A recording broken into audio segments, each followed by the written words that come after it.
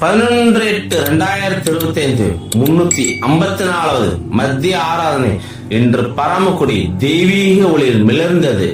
பரமக்குடி ஹனுமன் கோதண்ட ராமசாமி கோயிலில் பக்தர்கள் திரளாக கூடினர். இங்கு புனிதப்புலி ஆஞ்சநேயராக ஹனுமன் அருள் பாலிக்க மகாமண்டபத்தில் ஸ்ரீ ராகவேந்திரர் அருளுருவம் விளங்குகிறது. 16ஆம் நூற்றாண்டில் வாழ்ந்த துவைத மதத்தின் விளக்கேற்றியவர் ஸ்ரீ வேங்கடநாதன் என பிறந்து ராகவேந்திரர் என உலகம் போற்றியவர்.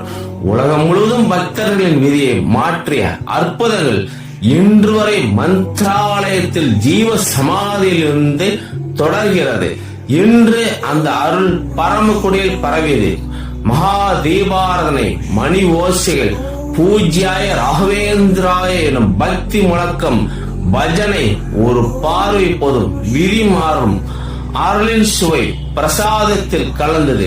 மாலை நேரத்தில் பஜனைகளால் பரமக்குடி பக்தி அலைக்குள் மூழ்கியது. இன்றைய ராகவேந்திரர் ஜெயந்தி தரிசனம் உண்டானால் உங்கள் வாழ்க்கையில் வெற்றி, ஆரோக்கியம் அனைத்தும் நிலைத்திருக்கும்.